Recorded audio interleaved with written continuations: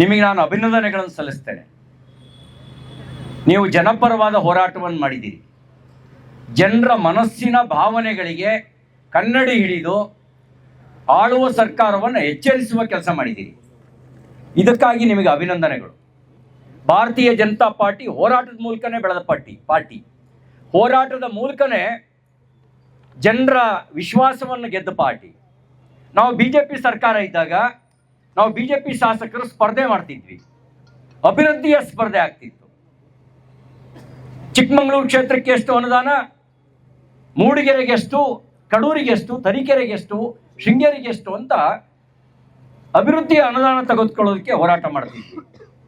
ಈಗಲೂ ಹೋರಾಟ ನಡೀತಾ ಇದೆ ಭ್ರಷ್ಟಾಚಾರಕ್ಕಾಗಿ. ನೀನೆಷ್ಟು ಲೂಟಿ ಹೊಡೆದೆ, ನಾನೆಷ್ಟು ಲೂಟಿ ಹೊಡೆದೆ ಅಂತ ಲೂಟಿ ಹೊಡೆಯೋದಕ್ಕೆ ಸ್ಪರ್ಧೆ ನಡೀತಾ ಇದೆ. ನಾಚಿಕೆ ಆಗ್ಬೇಕಲ್ಲ ಇವರಿಗೆ. ರಸ್ತೆ ಒಳಗೆ ಗುಂಡಿ ಅಲ್ಲ, ಗುಂಡಿ ಒಳಗೆ ರಸ್ತೆ ಹುಡುಕ್ಬೇಕಾಗಿದೆ. ನಾನು ಒಂದೇ ಎಚ್ಚರಿಕೆ ಮಾತನ್ನು ಹೇಳಕ್ ಬಯಸ್ತೇನೆ. ಯಾವ ಜನ ನಿಮ್ಗೆ ಆಶೀರ್ವಾದ ಮಾಡಿ 5 ಕ್ಷೇತ್ರನ ಗೆಲ್ಲಿಸ್ಕೊಟ್ರೋ ನೀವು ಜನರ ವಿಶ್ವಾಸವನ್ನು ಇವತ್ತು ಕಳ್ಕೊಂಡಿದ್ದೀರಿ. ಒಂದೊಂದು ಗುಂಡಿ ದಾಟಬೇಕಾದ್ರೂ ಕೂಡ ಜನ ನಿಮಗೆ ಶಾಪ ಹಾಕ್ತಾರೆ. ಬರೀ ಶಾಪ ಮಾತ್ರ ಅಲ್ಲ, ಒಂದು ತಿಳ್ಕೊಳ್ಳಿ, ಯಾವ ಜನ ನಿಮಗೆ ಅಧಿಕಾರದ ಕುರ್ಚಿಯಲ್ಲಿ ಕೂರಿಸಿದ್ರೋ ಅದೇ ಜನ ರಾಜಕೀಯವಾಗಿ ಅದೇ ಗುಂಡಿ ಒಳಗೆ ತುಂಬುವ ದಿನ ದೂರ ಇಲ್ಲ ಅನ್ನುವ ಎಚ್ಚರಿಕೆ ಮಾತನ್ನು ಹೇಳಿಕ್ಕೆ ಬಯಸ್ತೇನೆ. ಎಲ್ಲಿದೆ ಅಭಿವೃದ್ಧಿ? ಗ್ಯಾರಂಟಿಗೂ ಕಲ್ಲು. 5 ತಿಂಗಳಾಯ್ತು ದುಡ್ಡು ಬಂದಿದೆಯೇನಕ್ಕ ದುಡ್ಡು? 5 ತಿಂಗಳಾಯ್ತು. ವರಮಹಾಲಕ್ಷ್ಮಿ ಹಬ್ಬ, ಮನೆಗೆ ಲಕ್ಷ್ಮಿ ಬರಲಿಲ್ಲ.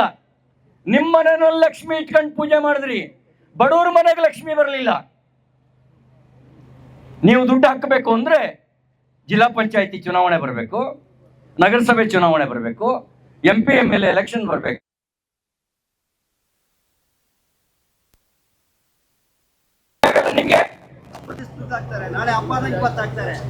ಶಾಲಾ ಮಕ್ಕಳಿಗೆ ಇನ್ನು ಪಠ್ಯ ಪುಸ್ತಕ ಕೊಡ್ಲಿಲ್ಲ, ಶೂಸ್ ಬರಲಿಲ್ಲ. ನಾಚಿಕೆ ಆಗ್ಬೇಕಲ್ಲ ನಿಮ್ಗೆ. ಶಾಲೆ ಪ್ರಾರಂಭ ಆಗಿ 2 ತಿಂಗಳು ಕಳೆದು ಹೋಯ್ತು, 3ನೇ ತಿಂಗಳು ಆದ್ರೆ ಸ್ಕಾಲರ್ಶಿಪ್ ಬರಲಿಲ್ಲ, ಪಠ್ಯ ಪುಸ್ತಕ ಬರಲಿಲ್ಲ. ಸರ್ಕಾರ ಬದುಕಿದೆಯಾ ಅಂತ ಪ್ರಶ್ನೆ ಮಾಡ್ಬೇಕೋ ಬೇಡವೋ? ಎಲ್ಲೋಯ್ತು ದುಡ್ಡು? 2.5 ಲಕ್ಷ ಕೋಟಿ ರೂಪಾಯಿ ಬಜೆಟ್. ನೀವು ಬಂದ ಮೇಲೆ ಎಲ್ಲ ಅಗತ್ಯ ವಸ್ತುಗಳ ಬೆಲೆ ಏರಿಕೆ ಮಾಡಿದ್ರಿ. ಅಲ್ಲಿ ರೈತ ಮುಖಂಡರಿದ್ದಾರೆ. ಮುಂಚೆ ಪಾಣಿಗೆ 15 ರೂಪಾಯಿ ಇತ್ತು, ಈಗ ಎಷ್ಟು ಕೊಡ್ಬೇಕು? 25 ರೂಪಾಯಿ ಕೊಡ್ಬೇಕು. ಮುಂಚೆ BJP ಸರ್ಕಾರ ಇದ್ದಾಗ 20,000 ಕೊಟ್ರೆ ಟ್ರಾನ್ಸ್ಫಾರ್ಮರ್ ಕೂರಿಸೋರು, ಈಗ ಎಷ್ಟು ಕೊಡ್ಬೇಕು? 3 ಲಕ್ಷ ಕೊಡ್ಬೇಕು. ಎಲ್ಲೋಯ್ತು ದುಡ್ಡು? 100 ರೂಪಾಯಿ ಸ್ಟಾಂಪ್ ಪೇಪರ್ ಮಾಯ ಇದೆಯಾ? 100 ರೂಪಾಯಿ ಸ್ಟಾಂಪ್ ಪೇಪರ್ ಈಗ 500 ರೂಪಾಯಿ ಕೊಡ್ಬೇಕು. ಸ್ಟಾಂಪ್ ಪೇಪರಿಗೆ 500 ರೂಪಾಯಿ ಕೊಡ್ಬೇಕು. ಸ್ಟಾಂಪ್ ಪೇಪರಿಗೆ ಬರ್ತ್ ಸರ್ಟಿಫಿಕೇಟ್ 5 ರೂಪಾಯಿ ಕೊಡ್ತಾ ಇದ್ರು, ಈಗ 50 ರೂಪಾಯಿ ಕೊಡ್ಬೇಕು. ಡೆತ್ ಸರ್ಟಿಫಿಕೇಟ್ 5 ರೂಪಾಯಿ ಸಿಗ್ತಾ ಇತ್ತು, ಈಗ 50 ರೂಪಾಯಿ ಕೊಡ್ಬೇಕು. ಎಲ್ಲ ಅಗತ್ಯ ವಸ್ತುಗಳ ಬೆಲೆ ಏರಿಕೆ ಮಾಡಿದಿರಿ. 6,000 ಕಿತ್ಕೊಂಡ್ರಿ. ಯಾವಾಗಲೂ ಮನ್ಸಿಗೆ ಬೇಕಾದಾಗ ಎಲೆಕ್ಷನ್ ಬಂದಾಗ ತಿಂಗಳಿಗೆ 2,000 ಕೊಟ್ಟು ನಾನು ಕೊಟ್ಟೆ ಅಂತ ಎದೆ ಬಡ್ಕತ್ತೀರಲ್ಲ, ನಾಚಿಕೆ ಆಗ್ಬೇಕಲ್ಲ ನಿಮ್ಗೆ.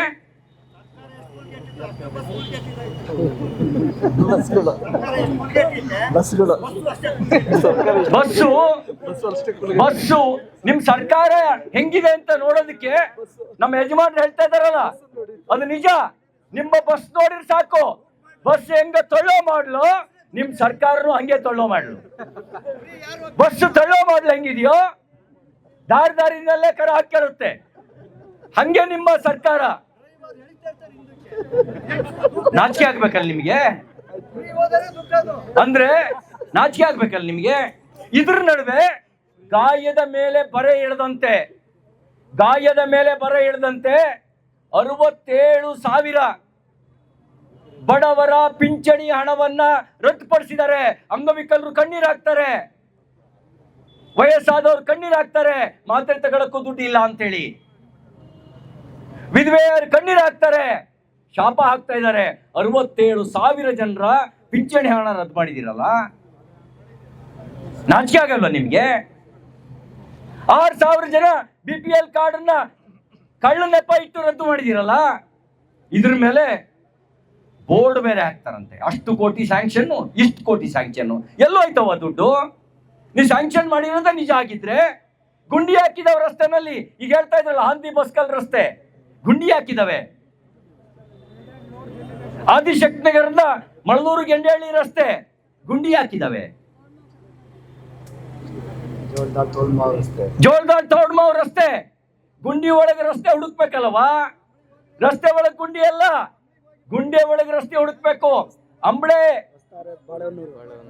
ಇಲ್ಲಿಂದ ಬಾಳೆಹೊನ್ನೂರು ರಸ್ತೆ ಕಾಂಪಿಟೇಷನ್ ಗುಂಡಿಗೆ ಸಮಾನ ಬಹುಮಾನ. ಮೂಡಿಗೆರೆ ಕ್ಷೇತ್ರಕ್ಕೆ, ಶೃಂಗೇರಿ ಕ್ಷೇತ್ರಕ್ಕೆ ಯಾರೋ ಒಬ್ರು ಹಾಕಿದ್ರು 3700 ಗುಂಡಿಗಳು. ಬಾಳೆಹೊನ್ನೂರು ರಸ್ತೆ ಪ್ರಥಮ. ಮೂಡಿಗೆರೆ ಕ್ಷೇತ್ರ ಮತ್ತು ಶೃಂಗೇರಿ ಕ್ಷೇತ್ರಕ್ಕೆ, ಎರಡೂ ಕ್ಷೇತ್ರಕ್ಕೆ ಸೇರೋದ್ರಿಂದ ಎರಡೂ ಶಾಸಕರಿಗೆ ಸಮಾನವಾಗಿ ಬಹುಮಾನ ಕೊಡಲಾಗಿದೆ. ಜನ ಚೀತು ಅಂತ ಉಗ್ದಿದಾರ್ರಿ. ನೀವು ಬಹುಮಾನ ಅಂತ ಏನೋ ಪ್ರೈಸ್ ಕೊಟ್ಟಿದ್ದಾರೆ ಅಂತ ಅನ್ಕೋಬೇಡಿ. ಜನ ಕ್ಯಾ ಕುರ್ಸಿ ಉಗ್ದಿರೋದು. ಏನ್ ಮಾಡಿರೋದು? ಕ್ಯಾ ಕುರ್ಸಿ ಉಗ್ದಿರೋದು. ನಾಚಿಕೆ ಆಗ್ಬೇಕಲ್ಲ ನಿಮ್ಗೆ, ನಾಚಿಕೆ ಆಗ್ಬೇಕಲ್ಲ. ನೀವೇನಾದ್ರೂ ಮಂಜೂರು ಮಾಡಿಸಿರೋದೇ ನಿಜ ಆಗಿದ್ರೆ ಎಲ್ಲೂ ಹೋಯ್ತು ದುಡ್ಡು? ನನಗೆ ಅನುಮಾನ ಬರ್ತಾ ಇದೆ. ಯಾಕೆಂದ್ರೆ ವಾಲ್ಮೀಕಿ ಅಭಿವೃದ್ಧಿ ನಿಗಮದಲ್ಲಿ ಇಡಿಯಾಗಿ ಲೂಟಿ ಹೊಡೆದವರು ಇಲ್ಲೂ ಎಲ್ಲೋ ಕಳ್ಳು ಲೆಕ್ಕ ಮಾಡಿ, ಸುಳ್ಳು ಬಿಲ್ ಮಾಡಿ ದುಡ್ಡು ಹೊಡೆದಿದ್ದೀರನ್ನೋ ಅಂತ ಅನುಮಾನ ಬರ್ತಾ ಇದೆ. ನೀವೇನಾದ್ರು ಮಂಜೂರು ಮಾಡಿಸಿದ್ದೆ ನಿಜ ಆಗಿದ್ರೆ ಕೆಲಸ ಆಗ್ಬೇಕಿತ್ತಲ್ಲ, ಯಾಕೆ ಕೆಲಸ ಆಗಿಲ್ಲ? ಇನ್ನು ಕೆಲವು ಸರಿ ಕಾಗೆ ಕೂರೋದಕ್ಕೆ ಶೃಂಗೆ ಮುರಿಯೋಕ್ಕೂ ಒಂದೇ ಆಗತ್ತಂತೆ. ಇಲ್ಲಿ ಕಳಸಾಪುರದವ್ರು ಯಾರು ಇದೀರಾ ಇಲ್ವೋ ನಂಗೆ ಗೊತ್ತಿಲ್ಲ. ಕಳಸಾಪುರದ ಕೆರೆ ತುಂಬಿಸಿದಾರ? ದಾಸರಳ್ಳಿ ಕೆರೆ ಚೆನ್ನಾಗಿದ್ದ ಕೆರೆನ ಭಾಗದ ಹಾಳು ಮಾಡಿದ್ದಾರೆ. ದಾಸರಳ್ಳಿ ಕೆರೆ ನಾವು 30 ಕೋಟಿ ಮಂಜೂರು ಮಾಡಿಸಿ 11 ತಿಂಗಳಲ್ಲಿ ಕಾಮಗಾರಿ ಪೂರ್ಣಗೊಳಿಸಿ ನೀರು ತುಂಬಿಸಿದ್ವಿ. ಚೆನ್ನಾಗಿದ್ದ ಕೆರೆ ಬಗೆದು ಹಾಳು ಮಾಡಿದ್ದಾರೆ ದುಡ್ಡು ಹೊಡೆಯಕ್ಕೆ. ಕಳಸಾಪುರದ ಕೆರೆ ತುಂಬಿಸೋ ಯೋಗ್ಯತೆ ಇಲ್ಲ. ಎತ್ತಿನೋಳೆ ಬಿಜೆಪಿ ಸರ್ಕಾರ ಇದ್ದಾಗ ಮಂಜೂರಾಗಿದ್ದು. ಯಾವ ಸರ್ಕಾರ ಇದ್ದಾಗ? ಬಿಜೆಪಿ ಸರ್ಕಾರ ಇದ್ದಾಗ. ಬಿಜೆಪಿ ಸರ್ಕಾರದ ಕಾಲದಲ್ಲೇ 10,000 ಕೋಟಿಗೂ ಹೆಚ್ಚು ನಾವು ಹಣ ಖರ್ಚು ಮಾಡಿದೀವಿ. ಈಗ ಹೇಳ್ತಾರಂತೆ ಎಲ್ಲಿದೆ ಎತ್ತುಗೂ ಎಲ್ಲಿದೆ ಅಂತಲೂ ಗೊತ್ತಿಲ್ಲ, ಹೊಳೆ ಎಲ್ಲಿದೆ ಅಂತಲೂ ಗೊತ್ತಿಲ್ಲ. ಕಾಲ್ಗುಣ ಅಂತೆ. ಒಂದ್ ಸಣ್ಣ ಈಶ್ವರಳ್ಳಿ ಕೆರೆ, ಕಳಸಾಪುರದ ಕೆರೆ ತುಂಬಿಸೋ ಯೋಗ್ಯತೆ ಇಲ್ಲದೆ ಇದ್ದವರು ಕಾಲ್ಗುಣ ಅಂತ ಹಾಕತ್ತಿರಲ್ಲ. ನಾಚಿಕೆ ಆಗ್ಬೇಕಲ್ಲ ನಿಮ್ಗೆ. ನಿಮ್ ಕಾಲ್ಗುಣದಿಂದ ದಶ ದಿಕ್ಕುಗಳಿಗೆ ಬಾರ್ ಬಂದಿದ್ದಾವೆ. ಸಿಟಿ ರವಿ 20 ವರ್ಷ MLA ಆಗಿದ್ದ, ಬಾರಿಗೆ ಹೋಗ್ಲಿಲ್ಲ, ಬಾರ್ ಮಾಡ್ಲಿಲ್ಲ. ಈಗ ಯಾವ ದಿಕ್ಕಿಗೆ ಹೋದ್ರು ಬಾರು, ಎಲ್ಲಿ ಹೋದ್ರು ಬಾರೇ ಸಿಗ್ತಾರೆ. ನಾಚಿಕೆ ಆಗ್ಬೇಕಲ್ಲ ನಿಮ್ಗೆ? ಅದೇ ನಾಚಿಕೆ ಆಗ್ಬೇಕಲ್ಲ ನಿಮ್ಗೆ? ಇದು ಎಚ್ಚರಿಸೋದಕ್ಕೆ ಈ ಹೋರಾಟ, ನಿಮ್ಮನ್ನು ಎಚ್ಚರಿಸೋದಕ್ಕೆ ಹೋರಾಟ. ಇದು ಆರಂಭ ಮಾತ್ರ. ನೀವು ತಿಳ್ಕೊಂಡಿದ್ದೀರಿ ಹೆದರ್ಸ್ಬಹುದು. ಶಶಿ ಹೇಳ್ತಾ ಇದ್ರಲ್ಲ ನೋಟಿಸಿಗೆ ಹೆದರ್ಸೋದು ಅಂತ. ಎಮರ್ಜೆನ್ಸಿಗೆ ಹೆದರಲಿಲ್ಲ ಬಿಜೆಪಿ ಕಾರ್ಯಕರ್ತರು, ನಿಮ್ ನೋಟಿಸಿಗೆ ಹೆದರ್ತೀವಾ? ಯಾರಿಗೆ ಹೆದರ್ಸ್ತೀರಿ ನೀವು? ಅಧಿಕಾರ ಮತದಲ್ಲಿ ಮೆರಿತಾ ಇದ್ದೀರಿ. ಏನು ಅಧಿಕಾರ ಶಾಶ್ವತನ? ಶಾಶ್ವತ ಏನ್ರಿ ಅಧಿಕಾರ? ಯಾವ ಜನ ಅಧಿಕಾರದಲ್ಲಿ ಕೂರಿಸಿದ್ರೋ ಅದೇ ಜನ ಅಧಿಕಾರದಿಂದ ಇಳಿಸ್ತಾರೆ ಅನ್ನುವಂತ ಎಚ್ಚರಿಕೆಯನ್ನು ಕೊಡ್ಲಿಕ್ಕೆ ಇವತ್ತು ಪಾದಯಾತ್ರೆ ಮಾಡ್ಕೊಂಡು ಬಂದಿದ್ದಾರೆ. ರಾಜಕಾರಣ ಮಾಡ್ಲಿಕ್ಕಲ್ಲ, ರಾಜಕಾರಣ ಮಾಡ್ಲಿಕ್ಕಲ್ಲ. ಭ್ರಷ್ಟರನ್ನು ಮಂತ್ರಿ ಮಾಡಿಕೊಂಡು,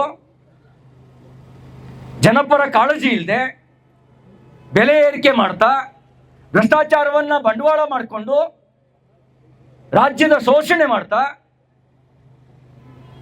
ಬಡ ಜನರಿಗೆ ಮೋಸ ಮಾಡ್ತಾ ಇದ್ದೀರಿ. ಈ ಬಡ ಜನರಿಗೆ ಮೋಸ ಮಾಡ್ತಕ್ಕಂಥ ಈ ನೀತಿಯ ವಿರುದ್ಧ ಭಾರತೀಯ ಜನತಾ ಪಾರ್ಟಿ ಯುವ ಮೋರ್ಚಾ ಹೋರಾಟ ಮಾಡಿದೆ. ನಾನು ನಿಮ್ಗೆ ಅಭಿನಂದನೆಗಳನ್ನು ಸಲ್ಲಿಸ್ತೇನೆ.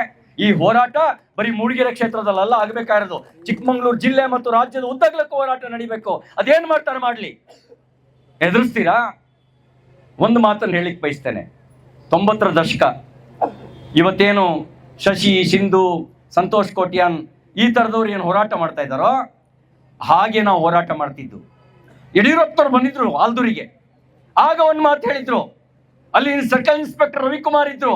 ಅವ್ರು ಹೇಳಿದ್ರು, ಯಾರ್ಯಾರು ನಮ್ಮ ಕಾರ್ಯಕರ್ತರನ್ನ ಟಾರ್ಗೆಟ್ ಮಾಡ್ತಾ ಇದ್ದೀರಿ, ಕಾಲ ಹೀಗೆ ಇರೋದಿಲ್ಲ. ಬಿಜೆಪಿ ಇವತ್ತಿಲ್ಲ ನಾಳೆ ಅಧಿಕಾರಕ್ಕೆ ಬರುತ್ತೆ, ಲೆಕ್ಕ ಚಿಕ್ತ ಮಾಡೇ ಮಾಡ್ತೀವಿ ಅಂತಕ್ಕಂಥ ಮಾತನ್ನು ಹೇಳಿದ್ರು.